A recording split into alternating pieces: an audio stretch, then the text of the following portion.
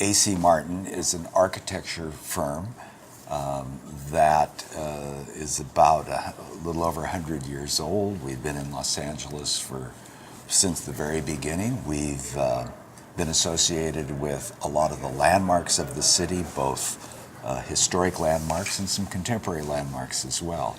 The firm was started by my grandfather, and up until the Great Depression, he was very successful in doing a lot of marvelous projects. The Depression hit all architects really, really hard. But coming out of the Depression, my father and my uncle carried on the traditions of the firm. We are, I suppose, at this point in time, still somewhat of a regional or local architect. We have some work in Asia and so on, but our real focus has really been Los Angeles. In fact, my father once said, well, why are you going to Singapore when you can go to the San Fernando Valley? There's more work out there. Starting in 47 and 48, Southern California became this kind of marvelous place that expanded in a number of ways, expanded in housing and retail, of the beginnings of the aerospace era, kind of really an era of extreme optimism, extreme faith in the future. And so out of that, in our work, came some fantastic modernist work. TRW, North American Rockwell, Grumman, all of them. We were working for them with this optimistic contemporary architecture. It would have been called Space Park because TRW was intimately involved with the Man on the Moon mission.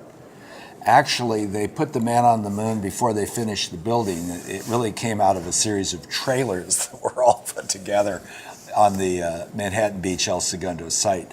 But these buildings, I always have thought of them as being fantastic because they respond to the Southern California climate. And you can see that they have these sunshades. The solar radiation in California has a lot to do with the energy conservation, keeping the sun off the glass.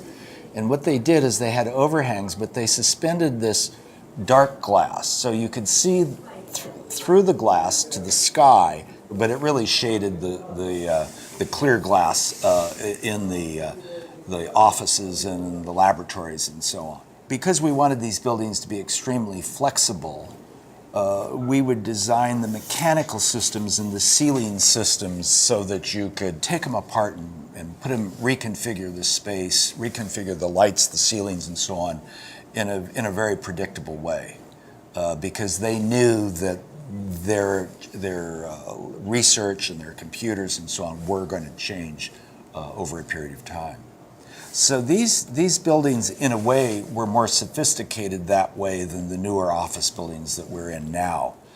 The Department of Water and Power, the people that built that building, the engineers from the Water and Power, they said, how can we build a building that shows what we do? And so the idea was to build a building that expressed water and power. It is a smart building, and the systems are interesting. First of all, long overhangs to protect it from the sun, and yet had this glorious full floor-to-ceiling glass, absolutely clear glass. Instead of having these cooling towers you see with the plumes coming up, the whole building's surrounded by a lake, and the fountains became the cooling system for the air conditioning system. And so in a way it became what we would call now a high-performance building, where all of the systems, the structure, the mechanical, the electrical, were all integrated to work off of one another.